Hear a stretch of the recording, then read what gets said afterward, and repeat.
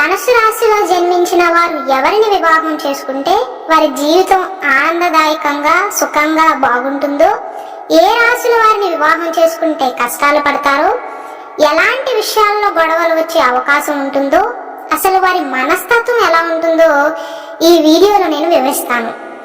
ధనుసు రాశిలో మొత్తం 3 నక్షత్రాలు ఉన్నాయి. అంటే 9 నక్షత్ర పాదాలు ఉన్నాయి.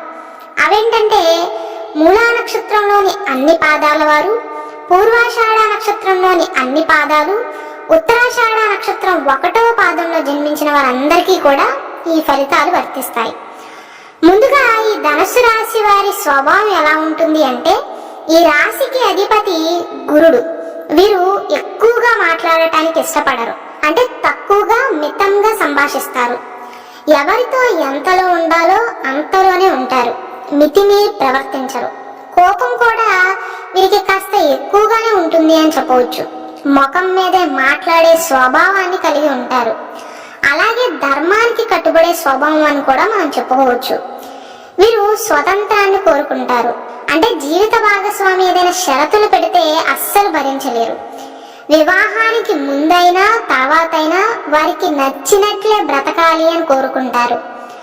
ధనురాశి వారి వైవాహిక జీవితంలో ఏవైనా కలహాలు ఏర్పడితే అవి ఖచ్చితంగా ఇద్దరూ ఒకే మాట మీద ఉండని కారణం వల్లే అవుతాయని గట్టిగా చెప్పవచ్చు. వీరు అవతల వారిని కంట్రోల్ చేయాలని చూడరు. అలాగే వీరిని ఎవరైనా కంట్రోల్లో పెట్టాలి అంటే అది సాధ్యం కాని పని. ఎవరి అభిప్రాయాలు వారివే అని జీవించే మనుషులు. పక్కవారు ఏమైనా అనుకుంటారేమో అని సొసైటీ కోసం జీవించరు. వారికి నచ్చినట్లే బ్రతుకుతారు. ఒక్క మాటలో చెప్పాలి అంటే ఆత్మాభిమానం ఎక్కువ. ఎవరి ముందు తగ్గరు. ఇక వివరాల్లోకి వెళ్తే, రాశి చక్రంలో మొత్తం 12 రాశులు ఉన్నాయి. ఆ 12 రాశులో జన్మించిన వారికి ఈ ధనుసు రాశిలో జన్మించిన వారితో వివాహ పొంతం ఎలా ఉంటుందో ఇప్పుడు చూద్దాం.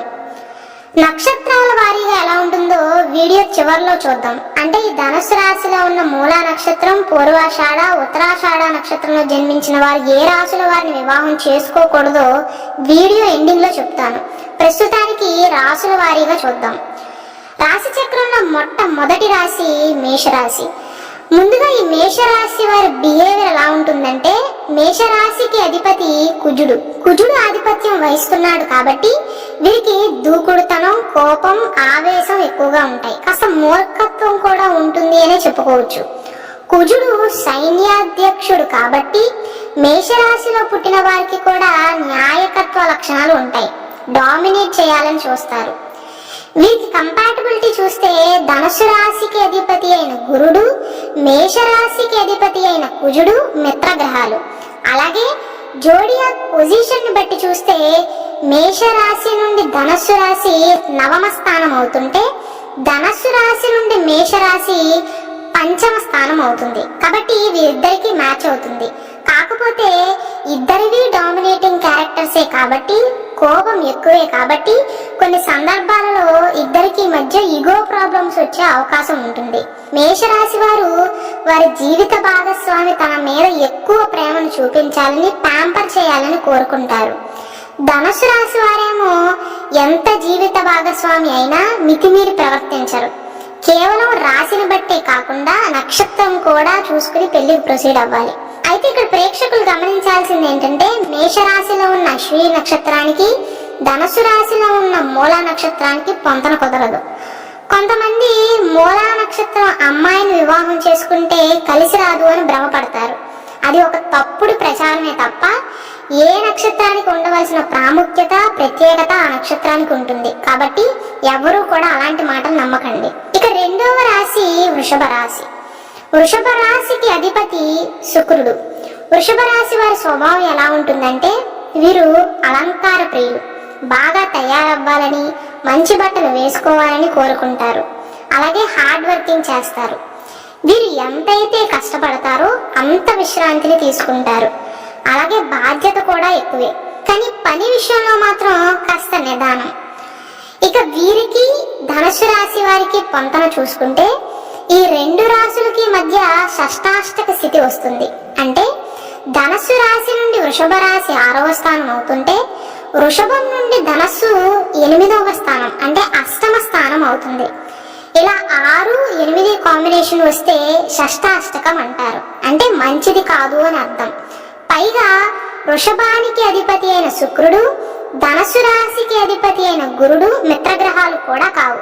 కాబట్టి మీరు ఈ 2 రాశుల్లో ఏ నక్షత్రంలో పుట్టినా పొంతన మాత్రం అస్సలు కుదరదు.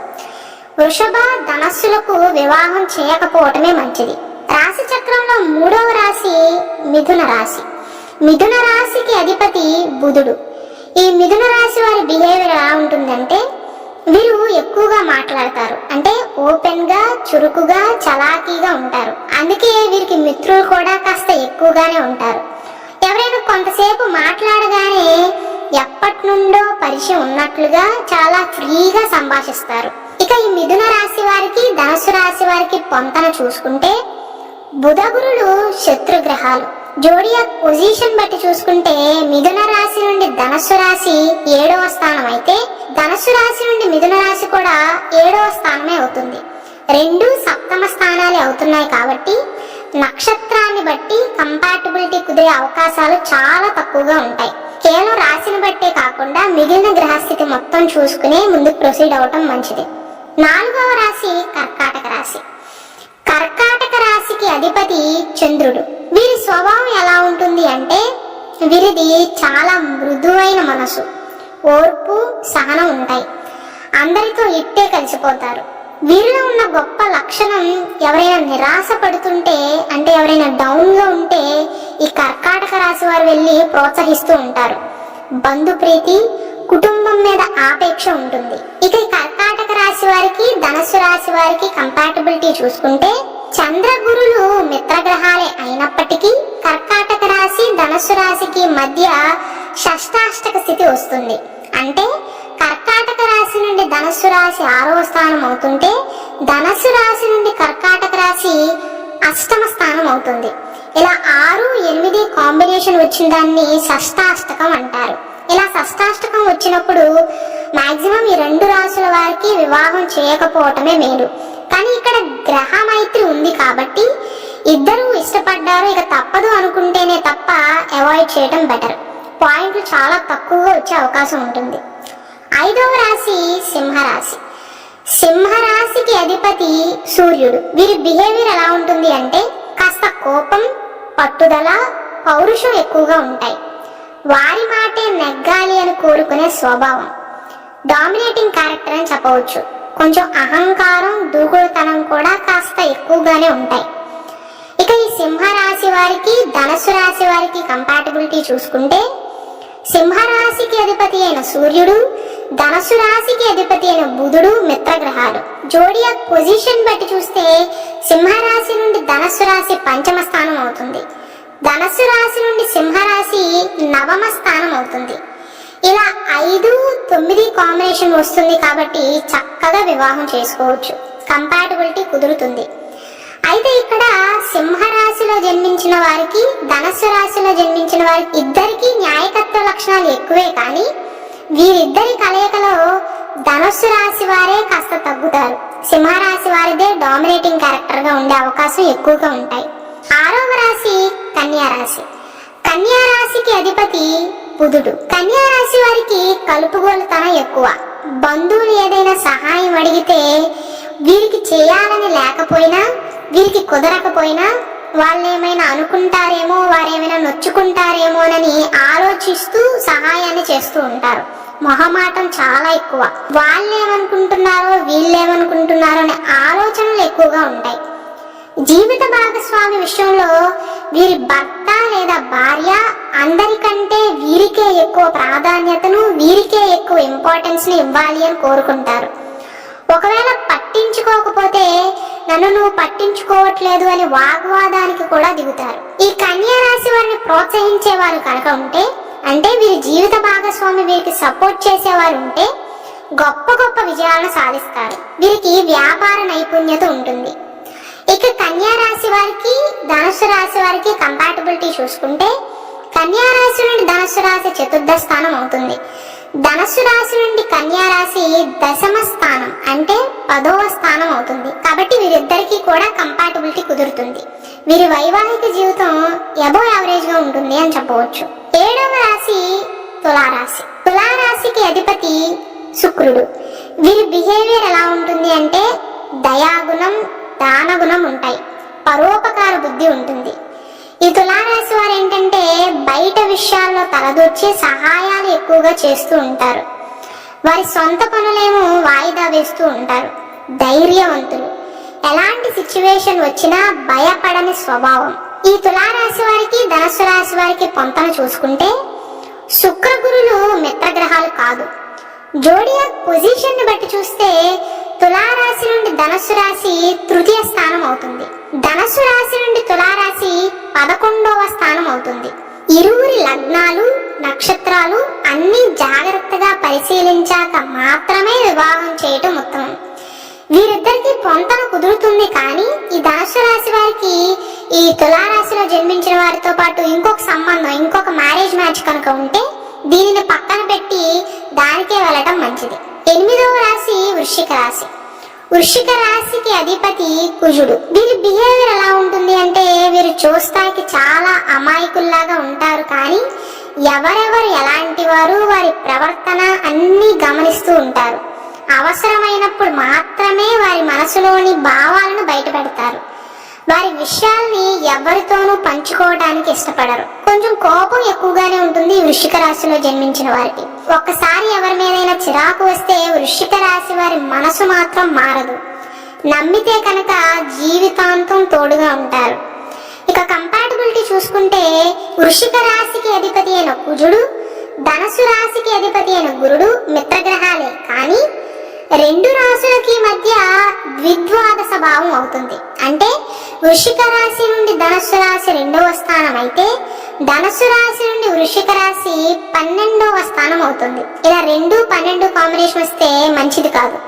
ఇద్దరి మనస్తత్వాలు కలవు. కాబట్టి వృశ్చిక రాశి వారిని అవాయిడ్ చేయడమే మంచిది. 9వ రాశి ధనుస్సు రాశి. ఒకవేళ పెళ్లి చేసుకోవాలి అనుకుంటున్న అమ్మాయిది, అబ్బాయిది ఇద్దరిది ధనుసు రాశి అయితే వివాహం చేసుకోవచ్చు. కానీ చేసుకోకపోతే మంచిది అనటానికి జ్యోతిషులు ఒకే ఒక బలమైన కారణం చెప్తారు. అదేంటంటే భార్యాభర్తలు ఇద్దరిది ఒకే రాశి కాబట్టి గ్రహస్థితి ఇద్దరికి ఒకేలా ఉంటుంది. గ్రహాలన్నీ అనుకూలంగా ఉన్నప్పుడు అద్భుతంగా ఉంటుంది. కానీ ఒకవేళ ఏలినాటి శని కానీ, అష్టమ శని కానీ, అర్ధాష్టమ శని కానీ జరుగుతున్నట్లయితే భార్యాభర్తలు ఇద్దరికీ కలిసి రాదు. ఇద్దరి పనులు ఒకేసారి నత్తనడకంగా నిదానంగా సాగుతాయి. ఒకేసారి కష్టాలన్నీ మీద పడతాయి. అలాంటి పరిస్థితుల్లో ఆ ఇబ్బందులను తట్టుకోలేక భార్యాభర్తలు ఇద్దరు విడిపోయే పరిస్థితి వస్తదనే ఒకే ఒక కారణం వల్ల జ్యోతిషులు ఒకే రాశిలో పుట్టిన అమ్మాయి, అబ్బాయిని వివాహం చేసుకోవద్దు అని సూచిస్తారు. లేదంటే మేము ఇష్టపడ్డాం, ఎలా ఉన్నా పర్వాలేదు, గ్రహాలు బాగోని కొంతకాలం ఎలాగోలా బాధలు పడతాం అనుకునే వాళ్ళు చక్కగా చేసుకోవచ్చు. కంపాటబిలిటీ మాత్రం చాలా చక్కగా కుదురుతుంది. 10వ రాశి మకర రాశి. మకర రాశి వారికి అధిపతి శని భగవానుడు. వీరి బిహేవియర్ ఎలా ఉంటుందంటే వీరు చాలా స్ట్రైట్ ఫార్వర్డ్ గా, ముక్కుసూటి స్వభావాలుగా ఉంటారు. తెలివితేటలు మాత్రం నిండుగా ఉంటాయి. కుటుంబం మీద ఆప్యాయత, ఆపేక్ష ఎక్కువగా ఉంటుంది. చాలా కష్టపడే స్వభావం, కొంచెం లేజినెస్ కూడా ఉంటుంది అనే చెప్పవచ్చు. ఇక ఇరువురికి కంపాటబిలిటీ చూసుకుంటే ఈ మకర రాశి ధనుస్సు రాశికి మధ్య కూడా వృశ్చిక రాశి వారి మాదిరిగా ద్విద్వాదశ భావం అవుతుంది. అంటే మకర రాశి నుండి ధనుస్సు రాశి 2వ స్థానం అవుతుంటే ధనుస్సు రాశి నుండి మకర రాశి 12వ స్థానం అవుతుంది. ఇలా 2, 12 కాంబినేషన్ వచ్చినప్పుడు పాయింట్లు ఎక్కువగా రావు. మిగిలిన గ్రహస్థితి జాగ్రత్తగా పరిశీలించి అవి మ్యాచ్ అయితేనే ముందుకు వెళ్ళటం మంచిది. పైగా శని గురులు మిత్రగ్రహాలు కూడా కావు. కాబట్టి అమ్మాయి, అబ్బాయి జాతకాలు క్షుణ్ణంగా పరిశీలించాల్సిన అవసరం ఎంతైనా ఉంది. 11వ రాశి కుంభరాశి. కుంభరాశికి అధిపతి శని భగవానుడు. వీరిది స్ట్రైట్ ఫార్వర్డింగ్ నేచర్. అన్నీ న్యాయంగా, ధర్మంగా ఉండాలి అని కోరుకుంటారు. మంచి తెలివితేటలు, చురుకుదనం ఉంటుంది. వీరికి జీవిత భాగస్వామి మీద ప్రేమ ఉంటుంది. కానీ మాటల్లో ఎక్స్ప్రెస్ చేయలేకపోతారు.